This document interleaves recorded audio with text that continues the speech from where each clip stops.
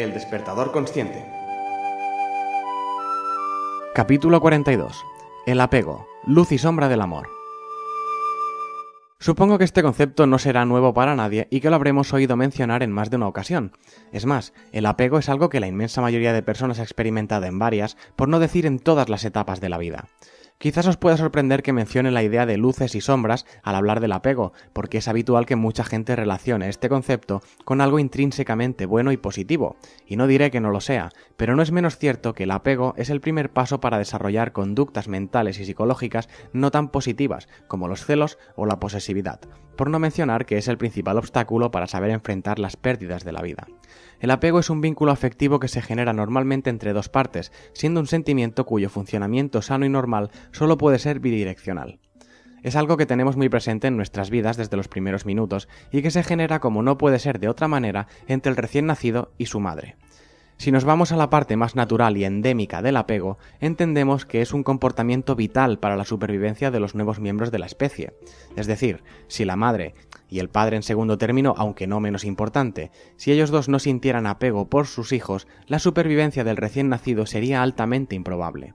En otras especies animales, sobre todo en peces y reptiles, los progenitores no cuidan de sus descendientes, principalmente porque los pequeños tampoco los necesitan para alimentarse. Y en la mayoría de casos, un recién nacido de cualquiera de estas especies ya es completamente funcional desde el minuto 1. Esto no significa que no sean mucho más vulnerables que los adultos, siendo en muchos casos la fuente de alimento principal para otros depredadores, incluso hasta para sus propios progenitores. En cierta manera es un mecanismo de selección natural brutal pero muy efectivo, porque los más débiles o los que tienen menos suerte son devorados nada más nacer. En cambio, en otras familias de animales como las aves o los mamíferos, incluyéndonos a nosotros por descontado, los recién nacidos no es que no sean plenamente funcionales e independientes hasta pasados varios meses, sino que sin el cuidado de los padres no llegarían a ningún lado. Este cuidado se produce por la conducta de apego, que es lo que también despierta el instinto de protección y que es garantía de conseguir una descendencia fuerte, sana y bien enseñada. Pero tampoco convirtamos esto en una clase de zoología y centrémonos en las personas. Como decía, los apegos son necesarios para la supervivencia, pero hay varios estudios psicológicos que demuestran que esa necesidad va mucho más allá de eso. A mediados del siglo pasado, después de la Segunda Guerra Mundial, el psiquiatra John Bowlby hizo un estudio muy interesante en niños huérfanos y sin hogar a causa de la guerra, y las conclusiones fueron poco menos que estremecedoras. La mayoría de esos niños y niñas mostraron muchísimas dificultades para establecer vínculos afectivos sanos con el resto de personas, rozando en algunos casos ciertos grados de psicopatía. Ojo, que esto no significa que un niño huérfano se convierta automáticamente en un psicópata, que solo por aclarar el concepto, psicópata es aquel o aquella que carece de empatía hacia otras personas o que no se mueve emocionalmente por los mismos motivos que acostumbra hacer la mayoría, teniendo una especie de código emocional propio que le complica las relaciones con sus semejantes. Creo que es importante aclararlo porque debido a la mitificación popular, cuando hablamos de un psicópata todo el mundo piensa en una especie de asesino violento sin escrúpulos y aunque un asesino pueda o suela tener todos los rasgos psicopáticos típicos, no por ello alguien con rasgos psicopáticos tiene por qué ser un asesino ni tampoco tiene por qué ser violento. De hecho, analizado fríamente, y más en esta sociedad tan deshumanizada en la que vivimos, la inmensa mayoría tenemos uno o varios rasgos considerados psicopáticos, pero no nos desviemos del tema. Volviendo al estudio del Dr. Bowlby, demostró algo que resulta bastante obvio para todos nosotros, y es que los apegos son muy importantes, casi esenciales, especialmente en los primeros años de nuestra existencia. Pero como todo en la vida, debemos ser capaces de hacerlos evolucionar al mismo ritmo que el resto de aspectos de nuestra personalidad y de nuestro equilibrio emocional. El apego es un ingrediente básico en todo tipo de relación humana, ya sea familiar, conyugal, incluso de amistad. Sentirnos apegados a nuestros familiares y amigos no solo nos ofrece calidez emocional y un cierto sentido de refugio, sino también la sensación de pertenencia, que tan importante es. Sin ánimo de ponerme demasiado melodramático, este mundo en el que vivimos puede ser maravilloso, pero al mismo tiempo es un lugar inhóspito, frío y hasta cruel. En nuestra sociedad avanzada y en la comodidad de nuestras casas, raramente somos conscientes de ello, pero si tenéis el valor suficiente, y realmente no es algo que os recomiende, a no ser que seáis expertos y vayáis muy bien equipados, pero si tenéis el valor suficiente, id a pasar una noche al raso en una montaña y sabréis a lo que me refiero. En el confort del hogar esto no se nota, pero fuera de él, el mundo no tiene piedad ni miramientos por nada ni nadie, y en la frase anterior he dicho la palabra clave en la que interviene el apego y el sentimiento de pertenencia, que no es otra que el hogar. Necesitamos sentir que algo es nuestro, que nos pertenece, sentir que nos acoge y nos acepta, y nosotros a ello. Eso es el hogar. Hogar que relacionamos con nuestra casa, pero al mismo tiempo también es habitual relacionarlo con lo que viene siendo nuestro territorio, sea este un pueblo, una ciudad o incluso todo un país. Aunque pueda sonar ridículo, todo el mundo siente apego por su hogar. Por eso cuando pasamos tiempo fuera y volvemos a él, notamos esa sensación de calidez aunque haga frío, como cuando una madre primeriza envuelve en sus brazos al recién nacido.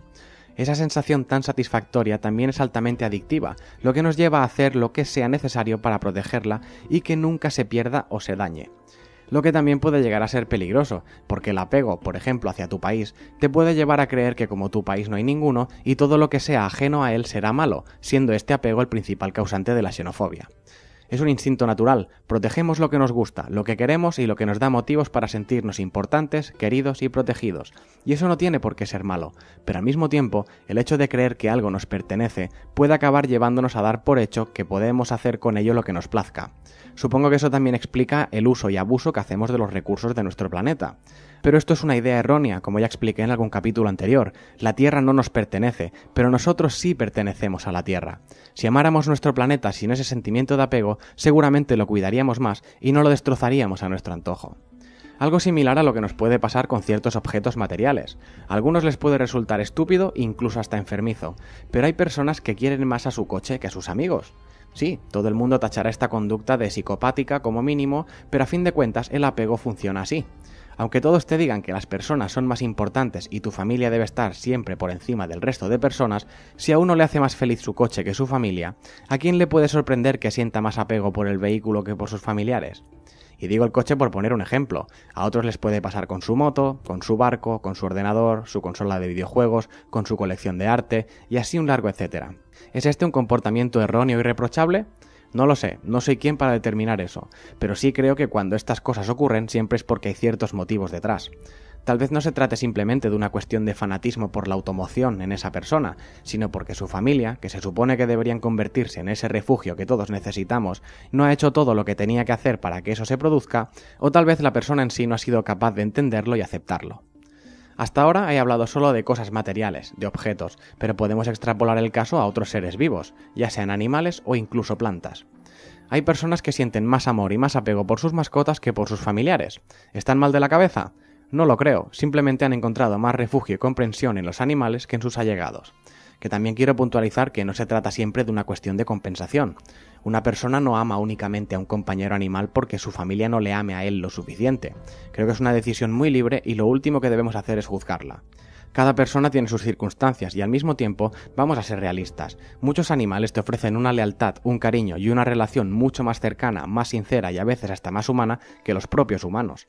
Como esa frase que dice, cuanto más conozco a las personas, más quiero a mi perro. Yo personalmente creo que puedo querer mucho a mi perro, a mi gato o a mis tortugas incluso, independientemente de lo que pueda querer a otras personas, pero hasta cierto punto entiendo lo que esconde esa frase. Quizás si todos nos esforzáramos un poco más en ser realmente más humanos, ciertas conductas mentales que sí son fruto de la necesidad de compensación no tendrían que ocurrir y todo fluiría mejor emocionalmente hablando. Bien, hasta ahora hemos hablado de la importancia del apego en toda cuestión emocional que nos atañe en un sentido positivo, pero no es oro todo lo que reluce en este respecto. Según las doctrinas budistas con las que estoy bastante de acuerdo, el apego tanto material como emocional es esencialmente contraproducente. La principal razón para ello es que los apegos son la fuente principal de nuestras insatisfacciones y de nuestra infelicidad. Buscamos la felicidad como un objetivo de vida, pero lo hacemos de forma exclusiva, es decir, únicamente para nosotros mismos, sin preocuparnos en exceso si lo consiguen los demás o no, lo que provoca la aparición y potenciación del egoísmo. El apego también provoca que sobreestimemos las cualidades de los objetos y de las personas, incapacitándonos para ver la realidad tal cual es. Y no solo eso, sino que el apego también hace que proyectemos sobre las personas y objetos cualidades que no solo no tienen, sino que en realidad no son más que un reflejo de nuestros deseos y anhelos, lo que también suele acabar tristemente en forma de decepciones. Lo ideal en estos casos sería intentar ser algo más neutrales y sobre todo permitir que las cosas, así como las personas, sean como tienen que ser, sin forzarlas a convertirse en lo que no son para agradarnos. Los apegos también están muy vinculados a nuestras expectativas, derivadas de la errónea idealización que provocan. Por ejemplo, es normal adorar a nuestras madres y las idealizamos a muchos niveles, pero las madres también son seres humanos, aunque cuando somos hijos nos parecen que son algo que están por encima de todo eso. Son humanas y se equivocan, cometen errores, caen víctimas de las tentaciones o de sus bajos instintos, incluso de sus estados de ánimo. Es entonces cuando llega el momento en que nosotros las necesitamos y por el motivo que sea, no consiguen satisfacer nuestras necesidades, lo que desemboca en una profunda decepción. Pero en ningún caso ha sido culpa de la madre en cuestión. El que puso las expectativas tan altas no fue ella, sino nosotros. Es más, esos apegos que creemos que son tan puros y tan cargados de amor, en realidad son un arma de doble filo porque en cierto modo obligan a la otra parte vinculada en el apego a ser lo que no es, y si decide no serlo, la castigamos y condenamos aunque no sea de manera directa. Hecho que se produce quizás todavía con más intensidad en sentido inverso, de madres o padres hacia los hijos. Los progenitores también depositan sus expectativas y sus anhelos en los hijos, lo que les provoca un fuerte sentimiento de presión por llegar a cumplir con esas expectativas. Nadie quiere oír de boca de sus padres que han resultado ser una completa decepción, pero no hay que olvidar que la decepción la provoca y por lo tanto es el único responsable de ella la primera parte, en este caso los padres. Un hijo no debe hacer, o al menos no debería hacer, lo que sus padres esperan de él. Debería hacer lo que sienta que tiene que hacer o lo que le apetezca, que para eso tenemos ese libre albedrío que cada vez me parece menos libre. Pero repito que esto debe ser bidireccional. Del mismo modo que unos padres no deberían forzar a su hijo a hacer lo que ellos quieran, el hijo tampoco debe imponer su ley con sus padres. Aquí es donde entra en juego el concepto de posesión, y si ocurre es en parte por culpa del lenguaje que utilizamos. Al decir mi hijo, esto podría simplemente significar que ese niño, ese nuevo ser que ha venido al mundo, lo ha hecho mediante ti, o incluso mejor dicho, gracias a ti, pero en ningún caso eso lo convierte en algo literalmente tuyo. El único propietario de un hijo es él mismo, igual que con todos los seres humanos. Lo mismo que ocurre al decir mis padres. Si lo hacemos de forma referencial, incluso a modo de reconocimiento y agradecimiento, suena fantástico. Pero también hay muchos hijos que dan por hecho que como esas dos personas son sus padres, tienen que estar ahí para ayudarle y servirle en todo lo que él necesite, o en caso contrario, automáticamente serán catalogados como malos padres. Quiero que esto se entienda bien, no estoy diciendo que no debamos considerar como nuestros ni a hijos ni a padres. Si es en un sentido amoroso y tierno, pues fantástico, pero nunca en un sentido de posesión o de propiedad, porque aquí nadie pertenece a nadie, ni siquiera cuando uno de ellos ha conseguido la vida gracias al otro, ya que el mismo tiempo que uno dedicó a cuidar y proteger al otro al inicio de su vida, este proceso puede verse perfectamente revertido cuando el uno se convierta en anciano. La vida solo consiste en dar y recibir. Si te saltas uno de los dos pasos, irremediablemente tú o la otra persona acabaréis mal. Pero si hablamos de posesividad, es inevitable tener que hablar del mal llamado amor romántico o amor de pareja. Los apegos son el catalizador principal de los celos y de la desconfianza en una pareja. En un momento dado de la relación, quizás por el sentimiento de refugio o por conceptos de posesión mal aprendidos cuando somos niños, puede que empieces a pensar que la otra persona te pertenece de alguna manera. Y no solo eso, sino que también aparecerá la tendencia a idealizarla y en muchos casos a cargar sobre sus espaldas la pesada mochila de tu felicidad. No seré yo el que diga que una buena pareja no pueda hacerte muy pero que muy feliz, pero si llega el momento en que esa persona es la única responsable de que tú seas feliz, no será extraño que acabes haciendo absolutamente cualquier cosa para que esa felicidad no se vea comprometida de ningún modo. Aquí es cuando uno empieza a perder el norte y ve amenazas potenciales en todo lo que se mueve y todo lo que se acerca a su cónyuge. Si nuestra pareja habla con otra persona que no conocemos, rápidamente identificamos el riesgo potencial de perderla y haremos lo posible para que esa situación no se repita. Y de esto al terrible y trágico, si no eres mía, no serás de nadie, solo hay unos pocos pasos. ¿Cómo se puede evitar esto? Pues en primer lugar, entendiendo que nuestra felicidad nunca puede estar depositada sobre los hombros de otra persona. Ser feliz es un estado de ánimo, no una condición vital en la que se pueda permanecer eternamente, por algo muy sencillo. Si fueras feliz todo el tiempo, ¿cómo sabrías que lo eres? En la vida hay que esforzarse por ser feliz, así como debemos darnos margen para estar tristes, cansados o incluso dolidos, porque sin comparación no hay felicidad. Además, hay que asumir que nuestra pareja, igual que en el caso anterior con los padres, también es un ser humano, y los humanos no permanecemos estáticos e imperturbables a lo largo de la vida. Cambiamos, evolucionamos, a veces para mejor, otras para peor, pero nada es permanente ni eterno en el ser humano. Por eso es importante la no idealización y la eliminación del apego, porque nos impide ver cómo cambian las cosas y en su lugar solo vemos lo que queremos ver. Las relaciones humanas, especialmente las de pareja, también cambian como las personas que las conforman, y hay que ser suficientemente maduros para asumir que nada es para siempre. Esto no significa que no puedas estar con la misma persona toda vuestra vida si así lo deseáis los dos, del mismo modo que tampoco significa que sea una obligación estarlo. Ya sé que los extremistas religiosos no estarán de acuerdo con lo que voy a decir, pero el matrimonio en formato para toda la vida hasta que la muerte nos separe es una barbaridad y un error. Las relaciones deberían ser como los contratos de trabajo, que se firman con la intención de que duren para siempre, pero que al mismo tiempo tienen cláusulas que permiten revisar si las condiciones del contrato se cumplen y que se puedan rescindir sin rencores ni represalias legales si una de las dos partes así lo decide. Y conste que estoy muy a favor del formato de pareja, pero simplemente porque en el momento de escribir esto me siento muy afortunado y feliz por lo que tengo, asumiendo que si eso cambia en algún momento, por mi parte o por la suya, tendremos que entenderlo y además será una estupenda oportunidad para aprender, crecer y buscar nuevos horizontes, por más que nos pueda llegar a doler. Y por último, algo que afecta al apego tanto a lo material como con las personas es lo que explicaba al principio de la búsqueda de compensación y la adjudicación de cualidades que no son intrínsecas al elemento apegado, sino a las carencias emocionales que todos llevamos por dentro. Apegarnos a los objetos materiales es estúpido, porque hay muchas posibilidades de que se pierdan, de que se rompan o incluso de que nos los roben.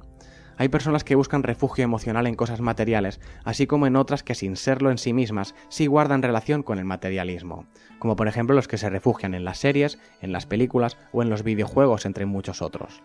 En esto sé de lo que hablo porque durante toda mi vida yo me he refugiado en lo último, en los videojuegos.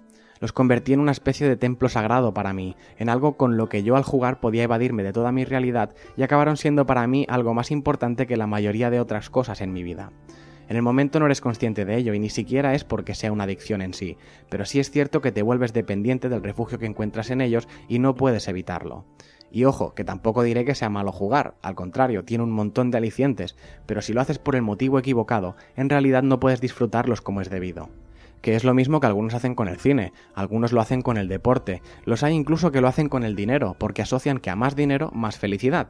Lo triste es que en realidad esa felicidad prometida nunca acaba de llegar, y hay gente que se da cuenta a tiempo de esto y saben parar, mientras otros simplemente llegan a la conclusión de que si esa felicidad no ha llegado todavía es porque no han conseguido suficiente dinero, convirtiendo el obtener beneficio económico en el apego que más azota a nuestra sociedad. También hay otros que sufren apegos a las drogas, otros hacia el sexo, les otorgamos cualidades que de por sí no tienen, pero solo porque buscamos compensar un hueco o varios huecos que tenemos en nuestro interior y por eso nos acabamos apegando. Y este mismo proceso algunos también lo hacen con otras personas, se apegan a ellas porque encuentran un cierto refugio, pero cuando el refugio no depende de ti mismo, sino que está en las manos de otra persona, no sabes cuándo el refugio puede dejar de serlo, lo que nos abandona a una especie de sensación de vulnerabilidad muy grande. Debemos aprender a amar sin poseer, y más importante aún, sabiendo que la vida es movimiento y cambio continuo, y que lo que hoy das por seguro, mañana tal vez deje de serlo, tanto en tu interior como en el de otras personas. Lo que nos lleva a la parte final y más trágica de este tema de los apegos, el sentimiento de pérdida y cómo superarlo. La vida consiste en ganar del mismo modo que la vida consiste en perder. Esto es una realidad, cruda pero incuestionable. Algunos te dirán que no es cierto, que se pierde mucho más que se gana, pero eso solo depende de la perspectiva del que mira. Yo ahora no quiero ir de víctima, pero si hiciera un balance personal, para mí el lado de la pérdida a mis 30 y pocos ya es bastante abultado, y aún así no creo que haya perdido más que ganado. Si me hubieras preguntado hace 10 años, aún habiendo perdido mucho menos que en este mismo momento, te hubiera dicho que sí, que la vida es pérdida, dolor, sufrimiento y demás tonterías. Pero como decía, todo depende de la perspectiva del que mira y de cómo lo mira. Todo lo que puedas considerar negativo en tu vida en realidad es una fantástica lección de la que puedes aprender muchísimo, y todo lo positivo es el premio a ese aprendizaje previo. Cuando uno pierde algo solemos poner el foco en lo mucho que nos duele perderlo, en lo que lo echaremos de menos, incluso en la injusticia que pueda haber supuesto. Es decir, nos lo llevamos al terreno personal, ya sea con un asunto de relevancia banal o con la pérdida más dolorosa para nosotros. Lo triste es que después de haber tenido que ir demasiadas veces a un tanatorio y al haber observado tanto a la gente como a mí mismo, he llegado a una conclusión que tal vez levante ampollas y que me puede costar varias críticas, pero así es como lo siento. Cuando uno pierde, o mejor ya hablemos sin tapujos, cuando muere un ser querido, suele ser mucha gente la que lo llora. ¿Pero sabéis por quién llora toda esa gente en realidad? Por ellos mismos. Sí, evidentemente que nos entristece que un ser querido haya muerto, pero lo que dispara el llanto no es esa idea. Lo que nos hace derrumbarnos en un mar de lágrimas es la idea de que nosotros ya no lo veremos más, que nosotros lo vamos a echar de menos, que dejó algo a medias con nosotros. Lo que llora en un tanatorio o en un funeral no somos nosotros realmente, lo que llora es nuestro ego. En cambio, cuando el ego ya se ha desahogado, después de un torrente de lágrimas que parecía no tener fin, y es entonces cuando el ego se va a dormir para recuperarse del disgusto, se pueden llegar a escuchar frases como «ahora que se ha ido, al menos ha dejado de sufrir», o «siempre recordaré lo mucho que nos hacía reír». Y gracias a eso entendí que los apegos no son buenos, y más importante aún, que se puede amar y de manera mucho más libre si nos deshacemos de ellos. Y es que tristemente, todos tenemos que morir algún día, incluso aquellos a los que más queremos también lo harán, y quizás algunos de ellos lo harán antes que nosotros, pero no hay mayor muestra de amor que aceptar este hecho y darnos cuenta de lo importante que es aprovechar el tiempo que podemos pasar con esos a los que tanto queremos antes de que llegue su hora. Del mismo modo que si tanto los quisimos y los queremos, lo mejor que podemos hacer por ellos una vez se han ido para siempre es dejarlos ir en paz. Pero no en el sentido de olvidarlos y hacer como si no hubiera pasado nada, al contrario, recordándolos, pero desde el corazón, agradeciendo los buenos momentos y las lecciones, y en el fondo, creáis en esto o no, que en realidad poco importa, sabiendo que aunque hayan dejado esta vida física, de algún modo no se van muy lejos, porque siempre vivirán en nosotros, en nuestra armonía y en nuestro corazón. Y si llega el día en que nos reencontramos, pues será fantástico poder contarnos lo que nos ha pasado desde que nos tuvimos que separar, y sobre todo, que el primero en partir no nos tenga que echar una gran bronca por no haber sido capaces de seguir disfrutando de la vida como él hubiera deseado para nosotros en todo momento. De hecho, ¿sabéis cuál es la frase más bonita que he oído nunca en un tanatorio? Una que decía: no sé a dónde va a ir ahora, pero siento que siempre estará con nosotros. Y ese nosotros es el único que realmente vale la pena mencionar. El que formamos todos con todos cuando fluye el amor en nuestros corazones, cuando no se ve contaminado por el ego, que como un niño pequeño, caprichoso y malcriado, monta una pataleta inmensa, nos incomoda y nos violenta cuando no le damos todo lo que nos pide. Porque por más que algunos se empeñen en repetirlo una y otra vez, el apego no es una forma de amor, en realidad no es otra cosa que todo lo contrario, porque el amor no entiende de egos, y si os fijáis un poco, ego es el 60% de apego. Igual ya es hora de aprender a dejar nuestro ego a un lado y empezar a amarnos todos de manera no posesiva y sana, ¿no os parece? ¿No hace un día fantástico para estar despiertos? Buenos días a todos.